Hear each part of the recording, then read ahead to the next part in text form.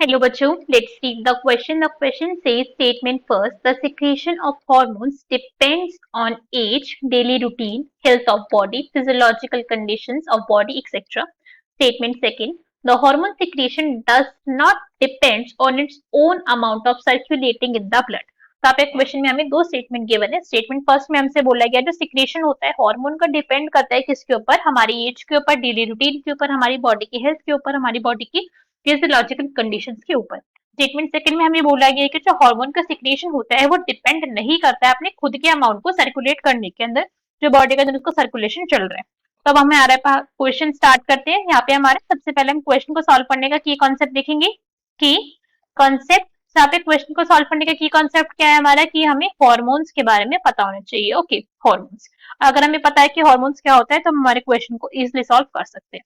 अगर मैं हॉर्मोन्स की बात करूं, हॉर्मोन्स के बारे में बेसिक सा पॉइंट हमें पता है कि हॉर्मोन्स अपने आप में क्या होते हैं. These are basically chemical messenger. क्या है ये? केमिकल मैसेंजर है जो एक सेल से सिक्रिएट होते हैं, दूसरे सेल के अंदर जाके कोई ना कोई यहाँ पे इफेक्ट प्रोड्यूस करवाते हैं. एग्जाम्पल के तौर पे अगर मैं बोलूं, हाइपोथैलेमस होता है हमारी बॉडी के अंदर. There is hypothalamus. हाइपोथैलेमस से क्या हुआ, यहाँ से सिक्रीशन हुआ एक हार्मोन का. एग्जाम्पल के लिए भी मान लेते हैं GnRH, that is gonadotropin releasing hormone, यहाँ से जो है वो सिक्रीट हुआ. ये जब यहाँ से सिक्रीट हुआ, ये क्या गया, ये पिट्यूटरी ग्लैंड के पास गया. पिट्यूटरी के पास, पिट्यूटरी ग्लैंड के पास जाके इसने बोला कि भाई मैं GnRH आया हूँ गोनाडोट्रोपिन रिलीजिंग, तो अब तुमको गोनाडोट्रोपिन को रिलीज करवाना पड़ेगा. तो उसने क्या रिलीज करवा दी, इसने गोनाडोट्रोपिन रिलीज करवा दिए. ठीक है, तो यहाँ पे क्या हो रहा है, बेसिकली हम देख सकते हैं यहाँ पे जो फंक्शनिंग चल रही है वो कैसे चल रही है. एक से यहाँ पे सिक्रेशन हुआ, दूसरे के ऊपर इफेक्ट यहाँ पे आपको देखने को मिल रहा है. ऐसे भी हॉर्मोन्स होते हैं जो सेम ऑर्गन पर ही जिसे सिक्रेट होते हैं उसी पर भी फंक्शन करवाते हैं. अब ये गोनाडोट्रोपिन क्या करेगा, ये जाएगा गोनाड्स के पास. गोनाड्स के पास जाकर अब ये वहां से उनका सिक्रेशन करवाएगा. अगर ये गया कहाँ पे, टेस्टिस के पास गया तो टेस्टोस्टेरोन रिलीज होगा, और अगर यहाँ पे ओवरीज के पास गया तो वहां से एस्ट्रोजन का रिलीज होता है. एक सिंपल सा हमारा एग्जाम्पल था. अब यहाँ पे जो हॉर्मोन्स का सिक्रेशन हो रहा है ना, ये डिपेंड करता है. ठीक है, ऐसा नहीं जितना मर्जी निकलता है बॉडी के अंदर, लिमिटेड और रेगुलेटेड अमाउंट होता है इसका, तो इसका रेगुलेशन होता है. ठीक है, there is regulation of hormone. ऐसा नहीं है कि जितना मर्जी निकल जाए, ये पॉइंट ध्यान रखना होता है. तो there is regulation of hormone, कि कितना हार्मोन को यहाँ पे जो है बॉडी के अंदर सिक्रिएट होना है. एग्जाम्पल के लिए अगर मैं यहाँ पे बोलूं, यही जो हमने यहाँ पे भी एग्जाम्पल पढ़ा था पूरा का पूरा हाइपोथैलेमस पिट्यूटरी ग्लैंड वाला, इसको थोड़ा सा और एक्सटेंड करते हैं कि गोनाड्स जो थे वहां से दो हमारे हार्मोन रिलीज होते हैं. कौन कौन से, अगर टेस्टिस के पास गया, टेस्टिस, तो टेस्टिस के पास किस हार्मोन का सिक्रेशन हो जाएगा, यहाँ पे हो जाएगा टेस्टोस्टेरोन का. टेस्टोस्टेरोन यहाँ पे सिक्रेट हो जाएगा. और अगर ये गया कहाँ पे, ओवरी के पास गया, तो ओवरी के पास जाके किसका सिक्रेशन हो जाएगा, ईस्ट्रोजन हार्मोन का सिक्रेशन हो जाएगा, ईस्ट्रोजन. ये एक सिंपल सा हमारा एग्जाम्पल था. अब इसी हार्मोन को भाई रेगुलेशन भी तो जरूरी है, दोनों ही हार्मोन का रेगुलेशन जरूरी है. तो किसी एक ही एग्जांपल से समझते हैं. पहले क्या था, बॉडी के अंदर ईस्ट्रोजन का अमाउंट कम था.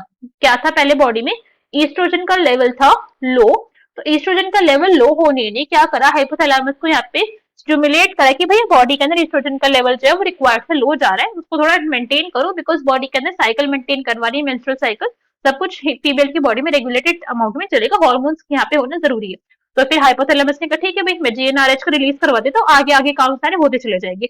अब ईस्ट्रोजन का लेवल जो था लो था, अभी क्या हो चुका है, ये हाई हो चुका है, बढ़ गया, हाई हो गया. बट हाई होते होते भी तो एक लिमिट होगी, ज्यादा से भी कितना, आप एक रोटी खा सकते हो, आप दो रोटी खा सकते हो, तीन चार पांच, पांच मतलब एक तो लिमिट होगी भाई कि इसके बाद नहीं, इसके बाद ज्यादा खाए तो तबीयत खराब हो जाएगी. ऐसी बॉडी के साथ होता है. ईस्ट्रोजन का अमाउंट तो एक लेवल तक ही बढ़ सकता है, उससे ज्यादा बढ़ेगा तो बॉडी में प्रॉब्लम हो जाएगी. तो जब ईस्ट्रोजन का अमाउंट ज्यादा बढ़ने लग गया, तो अब ईस्ट्रोजन का अमाउंट क्या करता है, ये हाइपोथैलेमस को देता है नेगेटिव सिग्नल. क्या देगा, ये हाइपोथैलेमस को देता है नेगेटिव सिग्नल. हाइपोथैलेमस की ही सेल्स को क्या करने लगता है, उसके ऊपर नेगेटिव इंपैक्ट आने लगता है कि भैया हार्मोन का सिक्रेशन रोको, बॉडी के अंदर ज्यादा हार्मोन का सिक्रेशन रोको तो प्रॉब्लम हो जाएगी. तो ये हाइपोथैलेमस अब क्या कर देगा, ये कर देगा GnRH को स्टॉप, क्या देगा कि भैया और रिलीज मत करवाओ GnRH, हो चुका है काम, जितना बॉडी को यहाँ पे चाहिए था एस्ट्रोजन उतना एस्ट्रोजन आ चुका है, और एस्ट्रोजन की यहाँ पे बॉडी को कोई रिक्वायरमेंट नहीं है, काम यहीं पे रोक दो.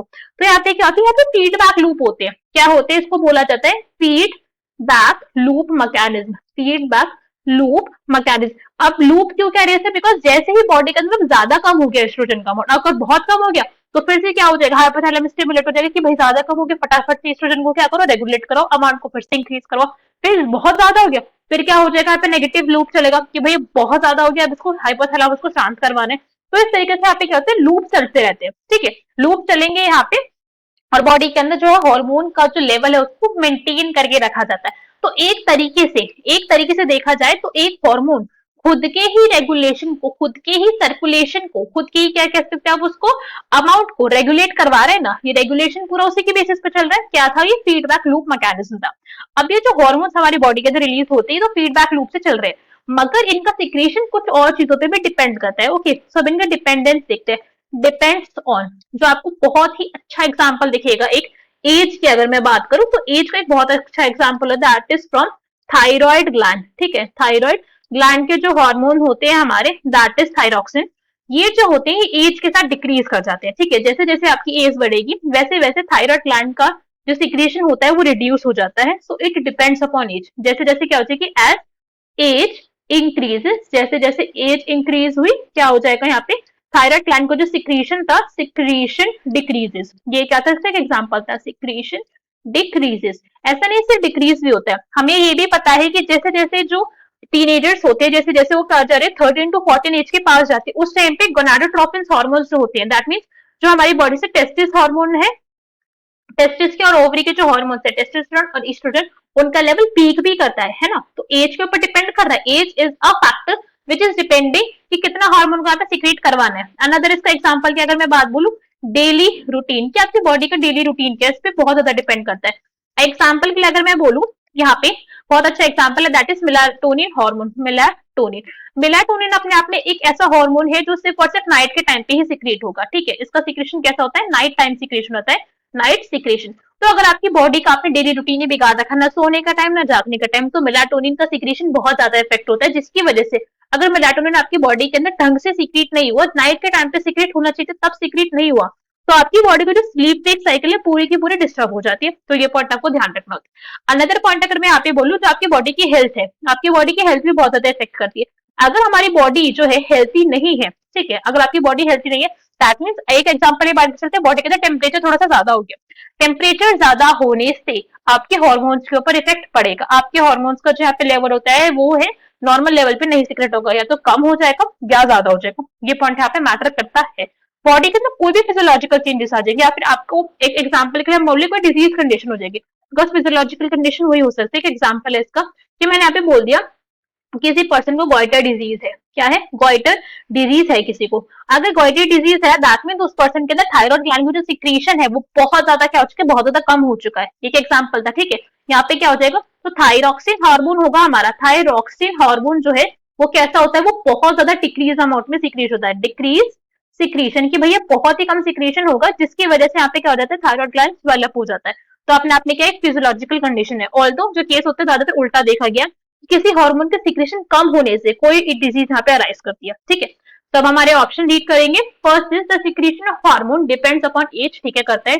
डेली रूटीन बिल्कुल, health of the body okay, physiological condition okay बिल्कुल करता है। Next is the hormone secretion does not depend on its own amount circulating in the blood, जो हार्मोन का सिक्रेशन होता है वो डिपेंड नहीं करता अपने खुद के अमाउंट पे जो सर्कुलेट कर रहा है ब्लड में। तो ये रॉन्ग हो गया, बिकॉज भाई डिपेंड करता है, फीडबैक लूप मैकेनिज्म हमारी बॉडी में प्रेजेंट है जो रेगुलेट करवाते हैं कितना हार्मोन का अमाउंट का यहाँ पे सिक्रेशन करवाना है। तो फर्स्ट स्टेटमेंट तो ट्रू है, मगर सेकंड स्टेटमेंट हमारी वो क्या है, वो इनकरेक्ट है। So question का correct answer will be option number C, that is statement first is correct but statement second is incorrect. I hope you understood the explanation well. Best of luck. Thank you.